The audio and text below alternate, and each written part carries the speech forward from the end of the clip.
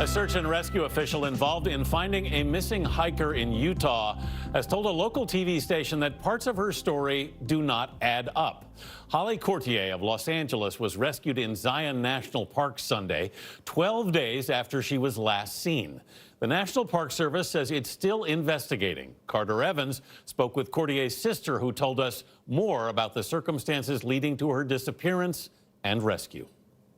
She would have died for sure if we wouldn't have found her. Jamie Courtier-Strong says her sister Holly was severely malnourished and had reportedly lost 15 pounds by the time rescuers discovered her after nearly 2 weeks missing in Zion National Park. She was crying to me and saying that she would just pray to be found. Her sister says Holly was planning a solo trip to the park, but never told her family. She thought, I'll just go and be with nature for a couple days. It sounds like she wanted to be off the grid. She did. Initially, she wanted to be off the grid. She did not want to be off the grid for 12 days. To make matters worse, she started fasting a couple of days before the trip and intended to keep fasting. And so she became extremely weak very early on, the first day or two, because she wasn't eating or drinking.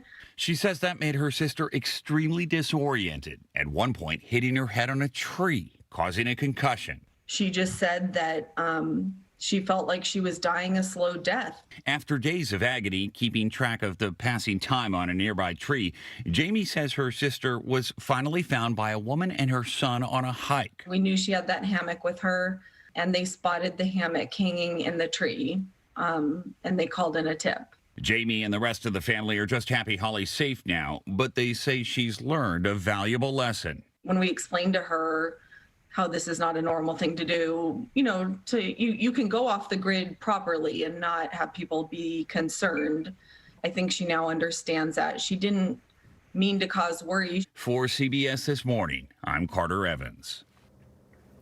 Well, we echo what Carter said. Yeah. I think we're glad that she's safe and that she's sound, but now when you hear officials raising questions, there seems to be more of the story. It's very confusing. And it's hard to understand why someone starts fasting before they go off the grid. There are still some questions there.